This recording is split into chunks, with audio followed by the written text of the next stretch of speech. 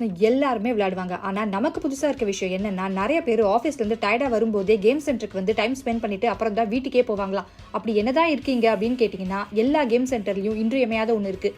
இந்த crane game தான். இப்போ அப்போன்னு நம்மளை அலக்கழிக்குமே அதே தான். சாஃப்ட் டாய்ஸ் மட்டும் இல்லாமல் நூடுல்ஸ் டிப்ஸ்னு வித்தியாசமாகவும் இருக்கும். நெக்ஸ்ட் வந்து கேப்சூல் டாய்ஸ். கிரேன் கேம் மாதிரி இல்லை, காயின் போட்ட உடனே நமக்கு கிஃப்ட் கொடுத்துரும். அதுக்கப்புறம் கார் ரேசிங், மியூசிக் கேம்ஸ்னு எக்கச்சக்கத்துக்கு விளையாடி முடிச்சு காயின் எல்லாம் காலி. சரி வீட்டுக்கு போகலான்னு கிளம்புனா, காயின் இல்லைன்னா கிளம்புறீங்க, நாங்களே காயின் தரோன்னு ஒரு மிஷினையும் வச்சிருக்காங்க. அதுவும் 5000 10,000 எவ்வளோ போட்டாலும் காயின்ஸ் கொடுக்கும். இதுக்கப்புறம் தான் ஸ்பெஷல் ஐட்டமே.